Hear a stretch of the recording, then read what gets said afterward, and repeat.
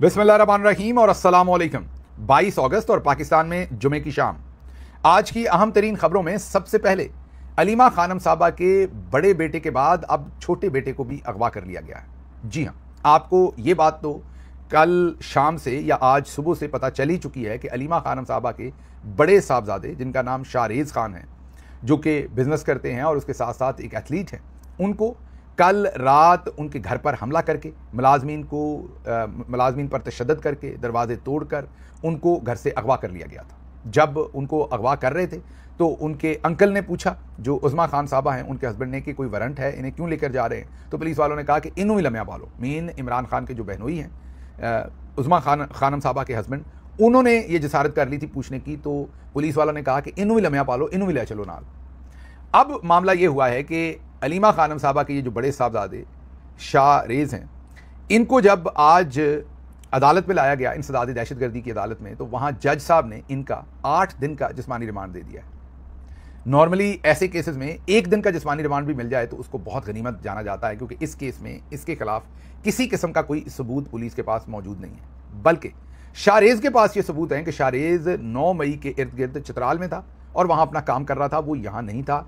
बहुत सारे गवाह मौजूद हैं जिनके साथ वो चित्राल में थे, उनके मोबाइल फ़ोन की लोकेशन और भी बहुत सारे सबूत हैं जो अदालत में बता दिए गए हैं और पेश भी कर दिए जाएंगे।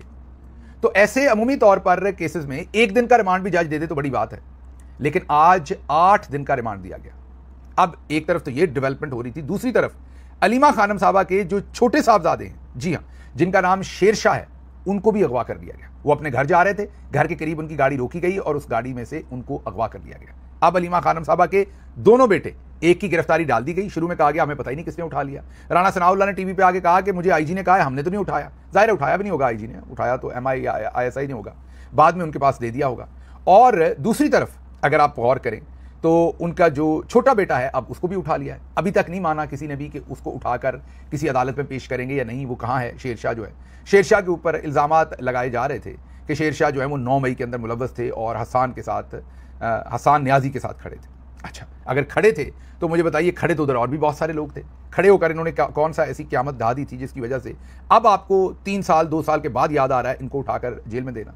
बहरहाल, दूसरी तरफ अगर इसकी फ्लिप साइड आप देखें, ये तो हो गया कि इन्होंने एक बेटे का 8 दिन का रिमांड ले लिया, दूसरे बेटे को अब उठा लिया। लेकिन दूसरी तरफ फ्लिप साइड देखें कि अब से 2 हफ्ते पहले तकरीबन शेर अफजल मरवत टीवी पर बैठकर कह रहे थे कि अलीमा खानम के ये जो बेटे हैं शेरशाह, ये इंग्लैंड से आ गए हैं और इनको किसी ने नहीं पूछा, और अगर यहाँ कानून होता तो इनको अरेस्ट करके जेल में दिया जाता। ये भी 9 मई में मुलव्वस है। मतलब कि शेर अफजल मरवत ना सिर्फ इस चीज़ की डिज़ायर कर रहे थे, बल्कि इस चीज़ को एडवोकेट कर रहे थे, इस चीज़ को प्रमोट कर रहे थे कि अलीमा खानम के जो दूसरे साहबजादे शेरशाह हैं उनको भी पकड़ा जाए, उनको भी गिरफ्तार किया जाए। और क्या रहे थे? क्या ये रहे थे कि वो भी हसान न्याजी के साथ थे। अब इसमें से एक बात तो चलें वाज़ेह हो गई कि शेर अफजल मरवत साहब ने जो डिज़ायर की थी, उनके दोस्तों ने वो डिज़ायर उनकी पूरी कर दी, उनकी ख्वाहिश पूरी कर दी, बल्कि उससे ऊपर चला गया काम। उन्होंने कहा था कि उनके बेटे शेरशाह को उठाया जाए, वो मुलव्वस है 9 मई में, वो हसान न्याजी के साथ खड़ा था। शेरशाह को तो अगवा कर ही लिया, उससे पहले उनके भाई शाहरेज को भी अगवा कर लिया हुआ है, बाद में उस पर पर्चा दिया गया। अब 9 मई के अंदर उनको भी बुक कर दिया गया। तो चलें, शेर अफजल मरवत साहब खुश हो गए कि उन्होंने अलीमा खानम के दोनों बेटे जो हैं उनको अगवा करवा लिया। चले देखते हैं ये घोड़ा और ये घोड़े का मैदान। इंशाल्लाह ये बच्चे तो बाहर आ जाएंगे क्योंकि उन्होंने कोई जुर्म नहीं किया, लेकिन शेर अफजल भी यही है और हालात की सितम ज़रीफ़ी भी यही होगी। मैं आज ही आपको बता देता हूँ कि शेर अफजल साहब ना उधर के रह जाएंगे, पहले ही नहीं रह गए, लेकिन मजीद भी जो थोड़ी बहुत बात थी, इस तरह की घटिया बातें करने के बाद ना वो इधर के रह जाएंगे ना उधर के रहेंगे। बहरहाल ये आज मामला हुआ अदालत की। अब ज़रा क्विकली बात कर लें। अलीमा खानम साहबा के बड़े बेटे इमरान खान के भांजे शाहरेज को जब आज अदालत में लाया गया तो ये ज़रा वीडियो में देखिए कि कैसे हथकड़ियाँ लगाई हुई हैं और कैसे जानवरों की तरह खींच रहे हैं उन हथकड़ियों को। वो अपनी फैमिली से मिलने के लिए उस तरफ शाहरेज हुआ तो कैसे उसे खींच कर लेके गए हैं, और ये लोहे की होती हैं हथकड़ियाँ, आपके हाथ छिल जाते हैं जब ऐसे आपको खींचा जाता है। तो ऐसे जानवरों को नहीं खींचा जाता जिस तरीके से ये पुलिस वाले शाहरेज को खींच रहे हैं। बहरहाल अलीमा खानम साहबा और दूसरे ख़ानदान के लोग अदालत गए, वहाँ पर उन्होंने शाहरेज को जो है वो ज़ाहिर है उसका हौसला बढ़ाया। शाहरेज मुस्कुरा रहे थे, उन्होंने कहा कोई मसला नहीं, एक मेरे ऊपर ज़ाहिर है एक इस वक्त आप यही कह सकते हैं कि एक अल्लाह की तरफ से टेस्ट है और मैं इसमें सुरखरू हूँगा, मैं जहाँ खड़ा हूँ वहाँ खड़ा हूँ। अलीमा खानम साहबा ने भी कहा कि मेरे पर एतराज़ यही है कि मैं खान साहब की बात मिनोआन जो है वो बाहर आवाम के सामने रख देती हूँ और अब मुझे ब्लैकमेल करने के लिए मेरे बच्चों को उठा लिया गया है। मैं नहीं रुकूंगी, मैं नहीं डरूंगी और खान साहब का जो भी बयान होगा वो हम मिनोआन जो है वो बाहर रखेंगे। तो ये एक सूरत हाल जो है वो डेवलप हुई है। अब आगे खान साहब की जो जमानतें हुई हैं उनके ऊपर आजम खान सवाती साहब ने एक बहुत ही मुख्तलिफ बयान दिया है। उनका ज़रा बयान पहले सुन लें, फिर उस पर बात करते हैं। इमरान खान की ज़मानत, मैं समझता हूँ कि इससे अस्करी क़ुव्वत का, कानून का और आइन का सरबुलंद हुआ है। हालांकि ये एक रूटीन की बात है। ज़मानत केस की बुनियाद से बालातर होकर इंसानी हुकूक और बुनियादी हुकूक की बुनियाद के ऊपर जो है फैसला होता है। लेकिन फिर भी मैं कहता हूँ कि इससे अदालत उज़्मा का सर ऊंचा हुआ है, कानून और आइन की हुक्मरानी का सर ऊंचा हुआ है और इससे अवाम को एक अच्छा मैसेज गया है कि आज भी अदालतें 26वीं तरमीम के बाद भी आखिरी सांस के अंदर हक और इंसाफ का फैसला दे सकती है। सुन लिया आपने। आजम खान सवाती साहब ने कहा है कि ये जो जमानतें मिली हैं इससे अस्करी वकार भी मजबूत हुआ है या ऊपर गया है और अदालती वकार भी। अब ये मुझे समझ नहीं आई, मेरा ख्याल ये कोई मिलिट्री कोर्ट्स में तो जमानतें नहीं ली, पता नहीं अब आजम साहब क्या कहना चाह रहे हैं। हो सकता है मैं ना समझाऊं, उनकी बात कोई मुख्तलिफ हो जो मेरी समझ में ही ना आई हो, लेकिन मुझे ये समझ नहीं है कि जमानत तो उन्हें सुप्रीम कोर्ट ऑफ पाकिस्तान से मिली, इसमें अस्करी वकार जो है वो कैसे मजबूत हो गया। ये तो सवाती साहब ही बता सकते हैं कि यहाँ पर अस्करी वकार कहाँ से आया, क्योंकि जमानत मुझे तो सामने नजर आ रहा है कि जमानत जो है वो उन्हें सुप्रीम कोर्ट ऑफ पाकिस्तान से मिली है। लेकिन चले, उन्होंने कहा है तो वो जाने, उनका काम जाने। आगे अज़मा बुखारी की स्टेटमेंट ज़रा गौर कीजिए। मकबूलियत तो फ़िरौन और शैतान की भी बहुत है, लेकिन वो फरिश्ते नहीं बन सकते। उनका कहना यह है कि जो शैतान और फ़िरौन है वो बहुत मकबूल है, फरिश्ते जो हैं वो मकबूल नहीं है। आगे चल के बताते हैं। अब इमरान खान का अपने गुनाहों का हिसाब देने का वक्त है। 9 मई एक नाकाम बगावत थी, तमाम शवाहिद सामने आ चुके हैं। नाकाम बगावत और साजिश के मुर्तकिब किरदार सियासी लबादे में नहीं छुप सकते। कौम 9 मई के मास्टरमाइंड और सहूलतकारों का मुकम्मल एहतसाब चाहती है। 9 मई करने वाले किसी सहाफ़ी, किसी माफ़ी के मुस्तहिक नहीं। 9 मई को शोहदा के मुजस्मे जलाकर कौम की कौन सी खिदमत की गई। इंतहाई गलीज़ मिसाल है हमारे ख्याल में जो अज़मा बुखारी साहबा ने दी है। कैसे? फ़िरौन मकबूल नहीं था, एक तो ये पढ़ी लिखी नहीं, ऊपर से कोशिश नहीं करती, सिर्फ बोल सकती हैं। इनके ये मशीन गन इनकी मुंह में लगी हुई है बहन हमारी के, और बोलती जो है वो किसी बगैर ब्रेक के बोलती हैं और इतना तेज़ बोलती हैं कि ऊपर से गुजर जाता है। तो एक तो इनको कोई बताए कि जो फ़िरौन थे और शैतान वो ज़ाहिर है वो मकबूल नहीं थे। स्पेशली फ़िरौन मकबूल नहीं था, मकबूल हज़रत ईसा अलैहिस्सलाम ही थे और रहेंगे भी, ज़ाहिर है, और थे भी। और दूसरा, क्या फ़रिश्ते मकबूल नहीं? इन्होंने कहा, जो स्टेटमेंट है कि मकबूलियत तो फ़िरौन और शैतान की भी है, लेकिन वो फ़रिश्ते नहीं बन सकते। इस जुमले का मतलब है कि फ़रिश्ते जो हैं वो मकबूल नहीं हैं। तो मुझे बताइए कि अगर फ़रिश्ते मकबूल नहीं हैं तो जो बड़े बड़े आप अहम जो नाम आपने कुरान करीम में पढ़ रखे हैं, आप मुझे बताइए कि क्या फिर उनकी नेकनामी नहीं है उन फरिश्तों की? आप सबके पास नाम है उनके, मुझे लेने की भी ज़रूरत नहीं है। तो इसलिए मैं यही कहूँगा कि अगर हज़रत जिब्राइल अलैहिस्सलाम जो है या दूसरे जो फरिश्ते हैं ये कहना चाह रही हैं कि उनकी पॉपुलैरिटी नहीं है, वो नून ही नहीं है, या आवाम उनको पसंद ही नहीं करते, पता नहीं ये कहना क्या चाह रही हैं, तो मैं यही इनको मशवरा दूंगा कि बोलने से पहले सोच लिया करें। इतने ख़तरनाक और गंदे बयानात ना दें मेहरबानी करके कि मामलात जो हैं वो ख़राब हों। इसलिए मेहरबानी करके पहले बात करने से पहले थोड़ा सा सोच लिया करें कि आप बात क्या कर रही हैं। ज़ल्मे खलीलज़ाद साहब ने भी ट्वीट किया है और उस जिसमें उन्होंने कंडेम किया है जो इमरान खान साहब की बहन अलीमा बीबी के घर के ऊपर जो रेड हुआ, उनके बेटे को उठाया गया। उस वक्त तक एक ही बेटे को उठाया गया था जिसके ऊपर ज़ल्मे खलीलज़ाद साहब ने ट्वीट किया अमेरिका से। अब तो खैर उनके दूसरे बेटे शेरशाह को भी उठा लिया गया है। अब देखते हैं कि आने वाले दिनों में सूरत हाल बनती क्या है। अच्छा जी, फिर अगली खबर जो आपको देंगे वो इसी से रिलेटेड है कि जो शारेज़ है उसने मैराथन या आप ये कहें कि एक एथलेटिक एक्टिविटी में हिस्सा लेना था और उसको अब गिरफ्तार करके 8 दिन का उसका रिमांड दिया गया है। हालांकि ऐसे केसेस में मैंने कहा है कि 1 दिन का भी रिमांड काफ़ी होता है। लेकिन दूसरी तरफ याद कीजिए, लंदन में एक 60,000 लोगों की मैराथन हुई थी, उसमें 40 पाकिस्तानी भी भागे थे। उसमें मुना खान साहबा ने और उनके मेरा ख्याल कोच थे यूसुफ साहब, उन्होंने इन एथलीट्स में आखिरी नंबर पर थे, 40 में से या 40 के आखिरी नंबरों के करीब थे। लेकिन सिर्फ उन्होंने क्योंकि शर्ट मरियम नवाज़ की पहन रखी थी इसलिए उनको बुलवाया गया था पंजाब खसूसी तौर पर, उनसे मुलाकात की गई थी और आपके पैसे से उन्हें, टैक्स पेयर के पैसे से उन्हें इनाम भी मरियम नवाज़ साहबा ने दिया था। सिर्फ उन्होंने मुनफरद काम ये किया था कि उन्होंने मरियम साहबा की तस्वीर लगाई थी। हालांकि जो 40 लोग पाकिस्तानी भागे थे उनमें भी वो सबसे कहा जाता है कि वो पीछे आई थी। अच्छा जी, आगे चलते हैं।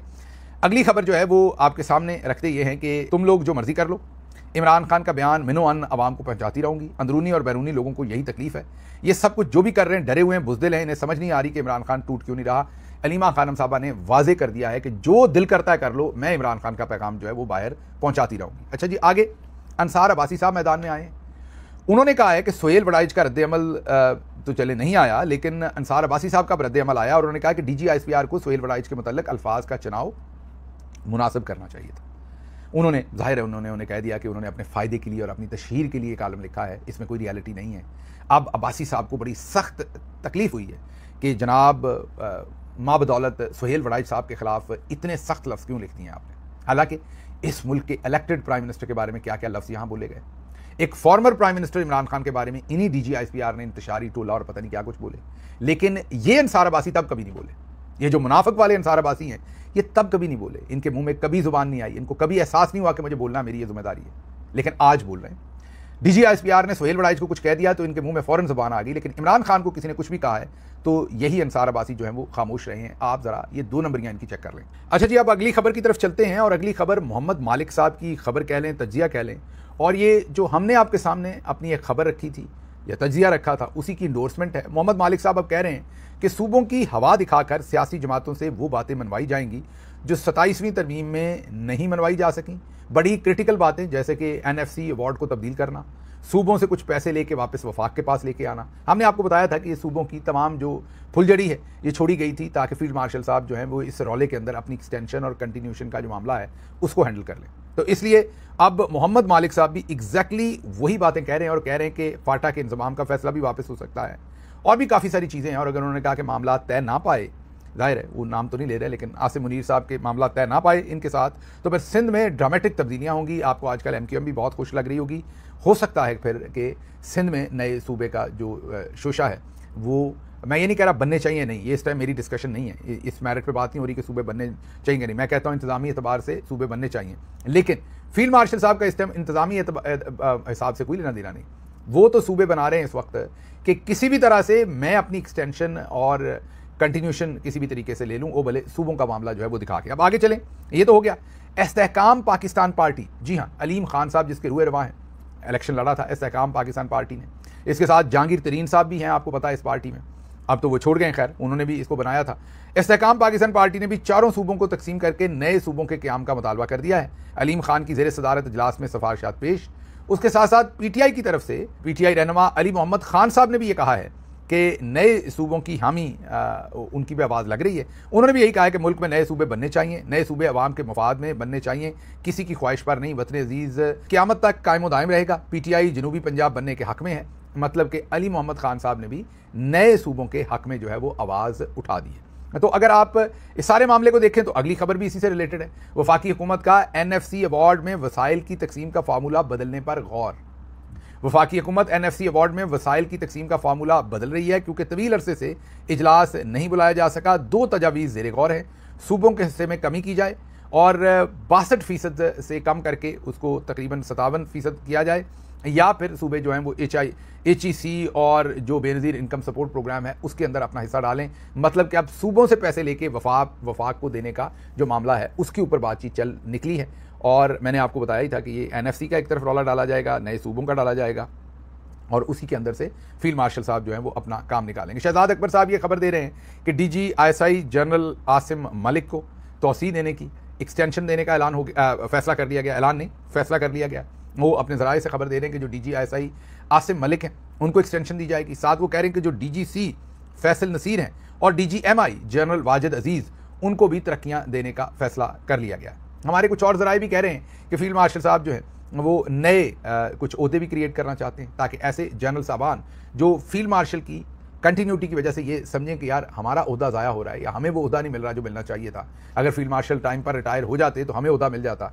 वो उनके लिए नए ओहदे क्रिएट करने जा रहे हैं ताकि उनको भी एडजस्ट करें और तमाम लोग जो हैं वो अपने आप को इस सिस्टम का हिस्सा समझें, कोई भी इस सिस्टम से अपने आप को एलिनेटेड ना समझे। तो ये एक बड़ी मेजर खबर है कि DGISI और DGMI और DGC ये तमाम लोग जो हैं, DGC को तो ज़ाहिर तरक्की मिलेगी और DGMI को भी तरक्की मिलेगी, लेकिन साथ DGISI को जो है वो एक्सटेंशन मिलने का काफ़ी ज़्यादा चांस है। तो अगर आप गौर करें, सूबों की एक तरफ शोशा छोड़ दिया उन्होंने, दूसरी तरफ मुख्तलिफ पोलिटिकल पार्टी से बयान उस पर दिलवा दिए, तीसरी तरफ जो है वो अब DGISI वगैरह की एक्सटेंशन की बात भी हो गई। तो उससे आपको अंदाज़ा होगा कि फील्ड मार्शल साहब कितने ज़्यादा इस वक्त कमिटेड हैं कि उन्होंने हर सूरत किसी न किसी तरह से हर सूरत उन्होंने एक्सटेंशन जो है वो लेनी है। अब ज़रा आगे चलते हैं। आज मैंने आपको कहा कि जो अलीमा खानम साहबा के बेटे बड़े बेटे जब उनका रिमांड दिया गया 4 दिन का, तो ज़ाहिर अदालत के अंदर पेशी होनी थी। वहाँ पर एक बहुत ही अफसोसनाक वाक़या देखने को मिला। वो अफसोसनाक वाक़या ये था कि जो सलमान अकरम राजा साहब और ILF के वुज़रा वहाँ पर वकला वहाँ पर पहुँचे और उन्होंने उस कोर्ट प्रोसीडिंग को अटेंड किया, लेकिन बदकिस्मती से ना लाहौर, ना पंजाब का, ना कोई MPA, ना कोई MNA, ना कोई टिकट होल्डर वहाँ पर अलीमा खानम साहबा के बेटों का जो केस था, बेटे का, क्योंकि दूसरे बेटे को तो बाद में अगवा किया, वहाँ पर कोई नहीं पहुँचा। अच्छा, ना ही हमारे केपी से कोई कैबिनेट मेंबर्स पहुंचे, ना ही हमारे एमपीएस को केपी से पहुंचे, पंजाब का तो मैंने पहले ही आपको बता दिया, ना ही हमारी वो जो 300-500 गाड़ियां, याद कीजिए मिर्ज़ा अफरीदी के लाहौर में ऑल द वे आ गई थी फार्म हाउस के ऊपर, वो 300-500 गाड़ियां, उनमें से कोई 30 गाड़ियां भी जो हैं वो अलीमा खानम के बेटों की आज पेशी के ऊपर कोई नहीं पहुंचा। हालांकि उनका कोई ज़ाती फड्डा तो नहीं है, वो भी उसी नज़रिए की जंग लड़ रहे हैं, उनको भी ये सब कुछ इसीलिए किया जा रहा है कि वो अपने मामू के नज़रिए को डिसोन नहीं कर रहे, या अलीमा खानम अपने भाई की बात को डिसोन नहीं कर रही।